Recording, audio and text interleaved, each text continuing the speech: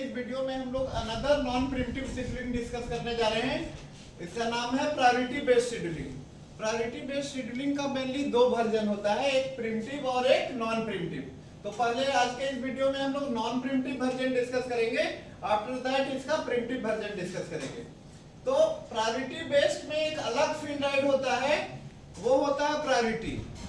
Previous का जितना scheduling हम लोगों ने देखा, एफसीएफएस या शॉर्टेज जॉब फर्स्ट, उसमें केवल लेते थे process number, arrival time and burst time. यहाँ पे एक नया फील्ड इंट्रोड्यूस हुआ है, वो है प्रायोरिटी। इसमें देखिए कहीं कहीं पे आपका एज्यूम किया जाता है higher number is higher priority, और कहीं पे होता है lower number is higher priority. But आप लोग एग्जाम में जब क्वेश्चन को सॉल्व करेंगे तो वहां पे लिख देंगे। तो यहाँ पे हम लिख देते हैं be assume higher number is higher priority. Be assume higher number is higher priority. तो सबसे हाई प्रायोरिटी का प्रोसेस हमारा है यहाँ पे P6 सबसे हाई प्रायोरिटी का प्रोसेस है, एंड सबसे लो प्रायोरिटी का प्रोसेस है आपका P1। ये प्रायोरिटी बेस्ड शेड्यूलिंग का मेनली यूज होता है रियल टाइम ऑपरेटिंग सिस्टम में, RTOS real time operating system में। तो यहाँ पे अब हम लोग शेड्यूल करते हैं सारे प्रोसेस को। ये आपका शेड्यूलिंग चार्ट हो गया, गैंट चार्ट, और इसके पैरेलल में एक हम लोग मेंटेन कर लेते हैं रेडी क्यू टाइम 0। तो सबसे हाई प्रायोरिटी का प्रोसेस है हमारा P6, बट इसका अराइवल टाइम है 5। ठीक है, तो अब हम लोग चेक करेंगे कि 0 टाइम पे रेडी क्यू में कौन प्रोसेस है। P1 आया है। कौन आया है? P1। तो हम लोग P6 को शेड्यूल पहले नहीं करके P1 को शेड्यूल करेंगे। P1 को यदि नहीं शेड्यूल करते हैं तो देखिए P6 का अराइवल टाइम क्या है? 5। तो हमको क्या करना होगा? 0 to 5 यूनिट टाइम तक सीपीयू को आइडल रखना होगा, जो कि कहीं से बढ़िया नहीं है, क्योंकि आपको बताए थे सीपीयू शेड्यूलिंग क्राइटेरिया में मैक्सिमम यूटिलाइजेशन ऑफ सीपीयू को आइडल हमको नहीं रखना है, ये बात पे भी ध्यान देना है। तो जब तक हाई प्रायोरिटी का प्रोसेस P6 नहीं आया है रेडी क्यू में, तो जब तक रेडी क्यू में आया हुआ है, रेडी क्यू में कौन आया हुआ है? P1। तो हम लोग P1 को पहले शेड्यूल करेंगे for how much unit of time? 2 unit of time, because BT of process P1 is 2। तो 0 से 2 यूनिट टाइम तक आपका चलेगा कौन? P1, process P1 gets executed. अब देखिए एट टाइम 2 आपका सबसे पहले आया process P2, after that process P3। अभी भी स्टिल नाउ सबसे हाई प्रायोरिटी का जो प्रोसेस है P6, वो रेडी क्यू में नहीं आया है, क्योंकि रेडी क्यू में इसका अराइवल टाइम 5 है, और अभी टाइम कितना हो रहा है? 2। तो अभी रेडी क्यू में दो प्रोसेस है, P2 एंड P3। P2 का प्रायोरिटी 6 है, P3 का प्रायोरिटी 8 है। तो P2 से हाई प्रायोरिटी का प्रोसेस है आपका P3। तो P3 को हम लोग पहले शेड्यूल करेंगे यहाँ पे। कितने यूनिट टाइम के लिए? 6, बिकॉज बीटी इसका क्या है? 6। तो 2 से स्टार्ट होगा, 2 और 6 8, 2 और P3। P1 and P3 get scheduled and at time 8 all the process arrived in ready queue।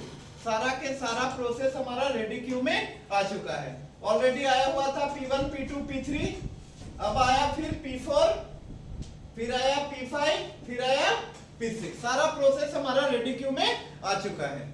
अब देखेंगे अकॉर्डिंग टू शेड्यूलिंग क्राइटेरिया इसका क्या है? प्रायोरिटी। सबसे हाई प्रायोरिटी का प्रोसेस कौन है? P2, P4, P5 and P6 में P6 है, प्रायोरिटी नंबर 9। तो पहले P6 को हम लोग शेड्यूल करेंगे। अराइवल टाइम 5 है इसका, बर्स्ट टाइम 7 है, तो 8 और 7 15। P6 get schedule, P6 executed.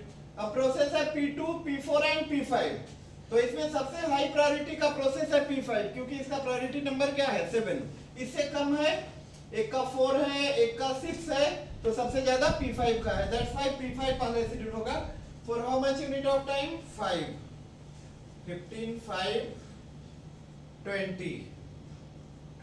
P5 get schedule. P1 executed, P3 executed, P5 executed, P6 executed. Only two process बच रहा है P2 and P4. P2 and P4 में पहले किसको शेड्यूल करेंगे हम लोग?